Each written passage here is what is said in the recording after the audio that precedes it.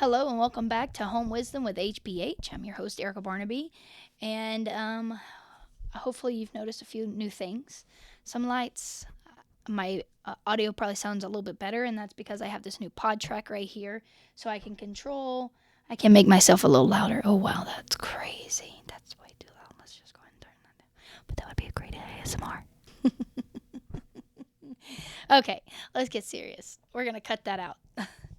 Hello and welcome back to Home Wisdom with HBH. I'm your host, Erica Barnaby. And hopefully at this point, this is a podcast where you're getting a lot of your real estate information, or you're at least coming here to learn a little bit about real estate. Other than that, let's go ahead and get some things out of the way. I got some new lighting. Boom. I got some new lighting. Boom. I got a new audio right here. Sorry, my phone's going to be vibrating a little bit, and we'll get into why I'm a little bit preoccupied today, but got my brand new camera right behind us here. And yeah, I got a new keyboard. It's retro. I hope it's so cool, but it's so loud. Listen. So yeah, we won't be typing on that during our podcast, so you guys don't have to hear the click, click, click, click, click, click, click. But yeah, I can control my volume. I can get a little bit louder. I can bring it down a little bit, and we want to find a really happy medium because you guys know I can get really loud. So I'm trying to put my mic where I want it and keep it to where you're going to still hear my audio because I want the mic to stop being my prop, if that makes any sense. Anyways, and then I also got some really cool sound effects. You ready? There it is. Very nice. Very, very, very nice. Or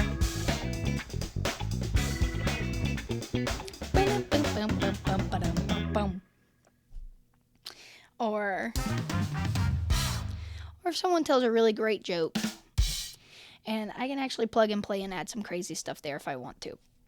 Anyways, that's enough about that. You may be asking yourself, Erica, why does it look like you've been beaten up on your hands? Well, it's because I have. I just got done with a VA appointment. I'm pretty confident I left 90% of my blood at the VA today. We pulled from this vein, and I got scraped right here. We try to pull from this vein, and we try to pull from this vein. So, yeah, today has been a crazy day. Like I said, they pulled 7 vials, so I'm a little bit low energy. But the reason why I'm doing this podcast is because the podcast I shot for this week, my audio for some reason just shit the bed. So we are redoing a very quick, very easy podcast today. And I apologize if my energy level is a little low. I needed to get it done, and I didn't want to not have one this week. So we are here. Here it is Friday, and the baby's asleep. My wife got called into work last night. So it's just been, really truthfully a shit show. However, on the good side of it, we got some inspections done today.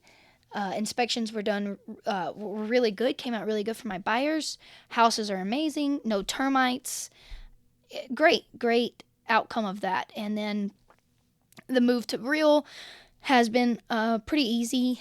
Still working through a little kinks here and there and some transfers and things like that.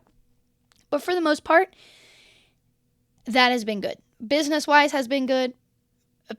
Personal-wise, it's been a little bit of a shit show this week. But that's okay. I digress. So with that being said, we're going to try and do this in one take. So let's dive right on in.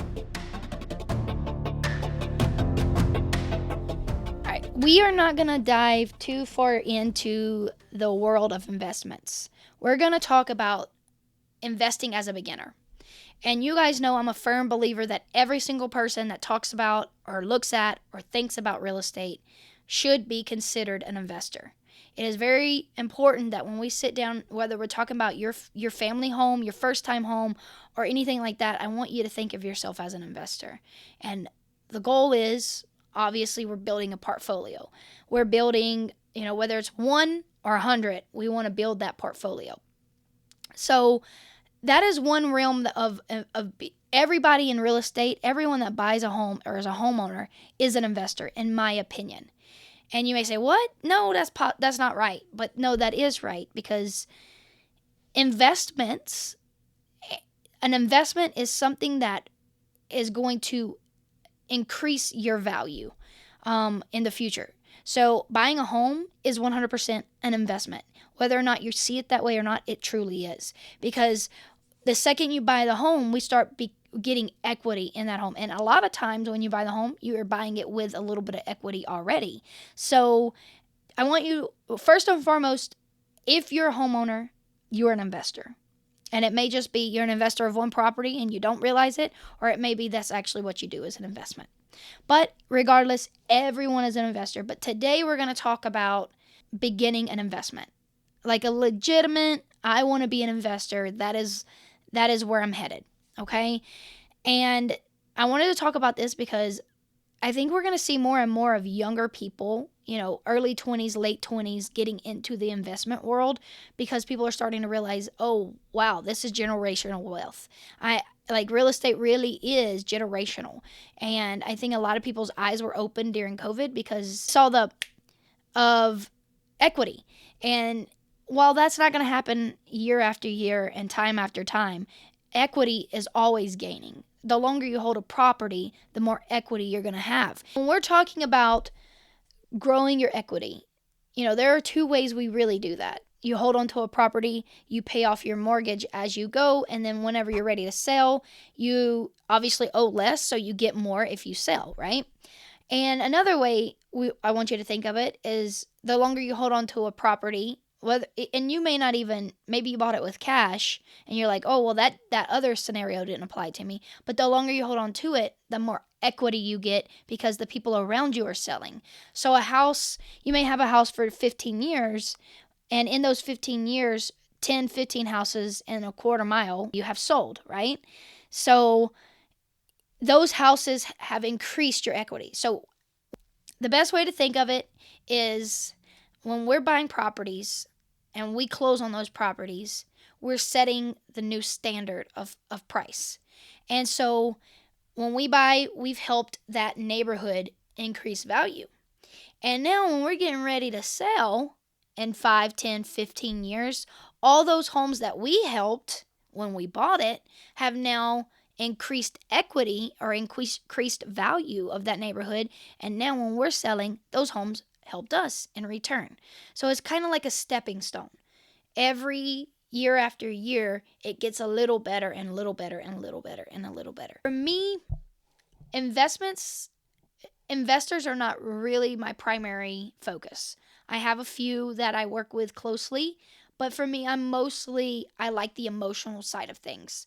I like the first-time home buyers. I love a single family coming in, a mom and a dad, or a mom and a mom, or a dad and a kid, or a mom and a kid, or a grandma and a kid, or something like that. I like the emotional side of real estate, which is why I tend to stay on single family residence. However, I do have a few really good friends and investors that I help, and I want to be transparent here and tell you that there's two realtors inside me. One is single family, lovey-dovey, kumbaya, and the other one is investor realtor. And that side of Erica is aggressive. That side of Erica is bottom dollar. That side of Erica is a little bit more tough because when we're talking about investment and when we're talking about becoming an investor, you have to change who you are to be successful in that wheelhouse. Real estate investments involve purchasing, managing, leasing, and selling properties to generate income. And that could be a few different ways, right? We can get a house or get a multifamily or get a apartment complex or whatever have you and rent it. That's an income. Or we can get a fixer-upper, fix it, flip it, sell it. That's an income. Or we can do land to property, and that's an income. There's a lot of ways investors can be smart. We can either go after a single family, we can go after a multiplex, right? So a triplex, a quadplex, duplex, right? Sorry, I don't know why I just my train of thought is all over the place. Or we can go as crazy and look for an apartment complex, multi-unit, right? There are so many ways as an investor that we can do it. my advice to first-time investors is to start small. We grow. What is that saying? You have to learn how to crawl before you can run. And in investing, that is crucial to understand. I don't believe it is smart, and I'm sure maybe some people disagree with me.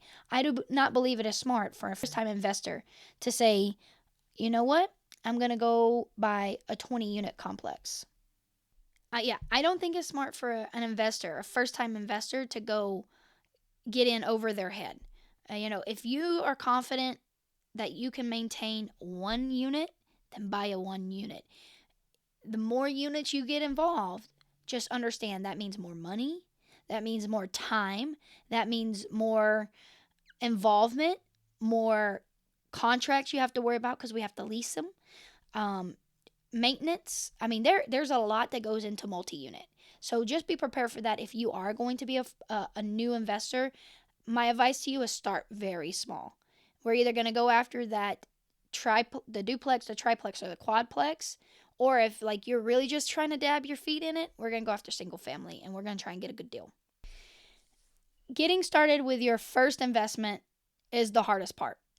My recommendation to you before you even think about it is we start reading books, we start listening to podcasts like this one, we start looking to find investors that you can pick their brain and understand how they became so successful in the field, and even asking them good and bad, right? What happened? What are some things that you wish you knew beginning that you know now? And really trying to understand that doing this by yourself is probably not the best thing for us. And the more team you have, the better we are. Things like having a contractor on hand, having an inspector on hand, those type of things is something that's really important as an investor to have in your back pocket. And you can just start with having a contractor, like finding a good contractor that you like, that you guys mesh well with, and saying, hey, I'm thinking about doing this as an investment and I want to pick your brain. Can you meet me at this property on this day, so forth and so forth, and you tell me what you think. Having an investor or having a contractor when you're an investor is, I think, key to your success. And you also want to make sure that your finances are in great condition, right? All your ducks are in a row. I know that when you're buying a home as an investment, your down payment tends to be a little bit more. Now, there are ways around it if you're a first-time home buyer and you want to live on one and things like that, like we just talked about in our last podcast. But most times, we're going to tell you that you need to be prepared for a significant down payment. So getting your finances in order and understanding what's coming is very crucial to your success. So making sure we get with a loan officer and we have a good plan of action put in place. Once we have all that, then we're going to start small, right?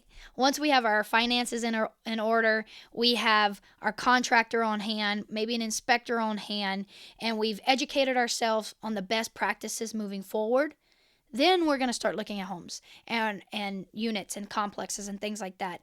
And we're going to start small. We're going to try and find the one that doesn't need an arm and a leg to be ready and rocking and rolling.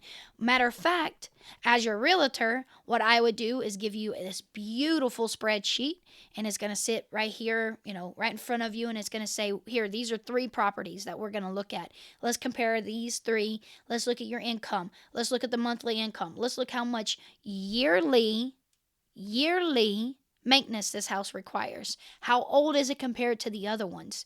All of that wonderful stuff. And then we're going to say bottom dollar, right? That's going to be the beautiful word in investments.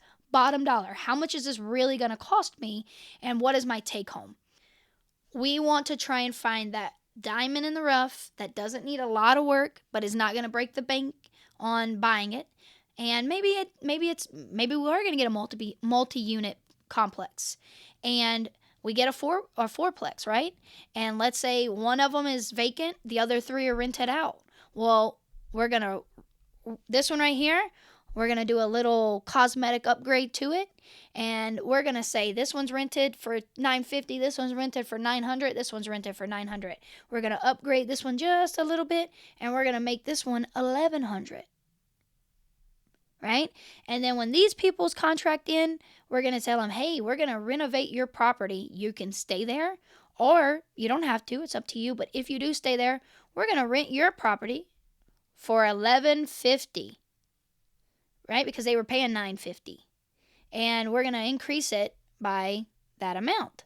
So boom, there you go. Now you have two, and they're going to either move out and you're going to get a new tenant, or they're going to say, yeah, that sounds great. There you go. Now you got two that have increased your income. Now this other one, we're going to do the same thing that we did here. Hey, we're about to remodel your property, and so forth on all of those, right? You're either going to do that with 1, 2, 3, or 4 complex. And then if you want to go crazy and get an apartment complex, by all means do it, and then do it that way. But I don't recommend that. Let the seasoned investors deal with that, okay? Due diligence is key to success.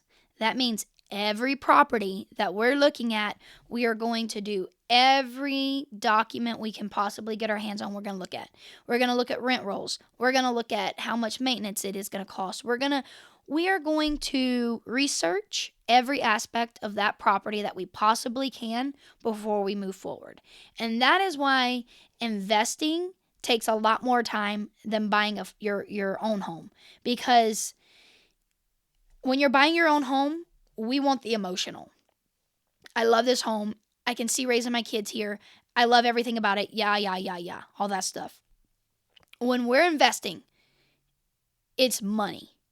And when you're talking about money and we're thinking about how much this is going to make me, it takes a lot more time to make sure that number isn't an estimate, it's a fact. And while we can't really say, oh, it's a fact in real estate, on all of my investments and all my people that, do investments with me, I like to give them almost 100% fact. This is what we're going to do on this property. I do not like to make offers on homes that I cannot guarantee a good return on investment. Now, if you're a flipper, that's a totally different MF and ball game, because I cannot, and neither can your inspector and neither can your contractor, pull the walls out like you want to do while we're thinking about buying this property. I can't do that. I can only look what my eyes can see. So when you're thinking about investing, when you're thinking about flipping, the good rule of thumb is if you think you're going to pay $15,000, you're going to pay $30,000. Just double whatever you think you're going to pay, because that's probably what it's going to end up being. Many beginners in the investment world misunderstand, miscalculate, and underestimate the cost that it's going to cost to remodel, or to get this house up and running, or to deal with vacancies, all that wonderful stuff. The biggest hurdle of a new investor is underestimating what they're going to actually spend on the property. When an investor sits down with me and we're going after a fixer-upper investment, something that's not turnkey, most of them will tell you that you're not going to see profit right off the bat. And a lot of times on your first investment, you're not going to see profit for the first 2 or 3 years, because you're new to this and you need to figure out what's going to make you money versus cost you money. And a lot of times, first-time investors don't think about things like, oh, what if there's a massive leak? Oh, what if the water heater goes out? What if we get a nasty hailstorm here in El Paso and the roof gets damaged? Your tenants aren't going to pay for that. You are. Your insurance will. And so, just be prepared that as an investor, it can be tricky when it comes to money. And you need to be prepared and overestimate instead of underestimate. And that's why I just said, if you're planning on spending $15,000 on this property, just double it. Just double it and just be prepared for 30.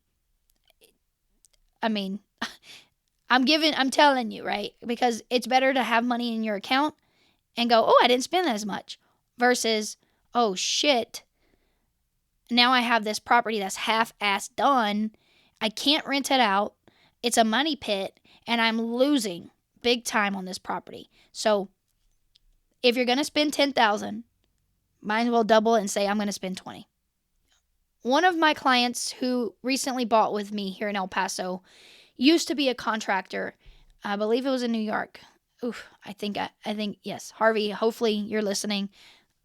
It was in New York. Comment and tell me it was in New York. Sorry, I know my brain's still working. And he told me that when he would give a quote, he would always give an estimate that he believed was going to be over, because he wanted to be prepared for the worst things that were going to come. Because if we're going to start knocking down walls and we're going to start redoing electrical and we're going to redo the HVAC and the plumbing and all that stuff, we need to understand when you start moving around on walls and you start pulling things out, that's a can of worms that opens up Pandora's box. And once you start rolling down that hill of holy shit, what are we finding, is going to continue and continue and continue. So find a good contractor that is going to say, hey, find a contractor that isn't going to say, yeah, that's going to, yeah, I do it for 300, 3,000, 2,000, 100, 3, I don't know. I do. No. Find someone who is confident in the number that they're giving you, because that's the person you want to hire. Because even if it's a little bit more than you expected, they're preparing for the worst and hoping for the best. And remember, build a network with other investors. Learn from the people who do it for a lifestyle. That is the best way I can tell you. And that's also advice for new realtors. Find you a realtor who has been a seasoned veteran in this market, and get underneath their wings and say, hey, I want to piggyback off of you and I want to learn. The same thing with investing. You want to find an investor that is good at it and solid at it, and oftentimes wins, because you don't always win. You're not going to always win when you're investing, but find somebody who wins on a regular and pick their brain and learn from them, because that will be a key to success. So that is a wrap on today's episode, and hopefully if you're thinking about investing, this is helpful to you. Remember, just because you're a new investor doesn't mean we can't find success. We just have to be smart, we have to be prepared, and we cannot underestimate anything when it comes to investing in real estate. That is the key takeaway from this. Overestimating is better than underestimating. So being overprepared is better than hoping and praying.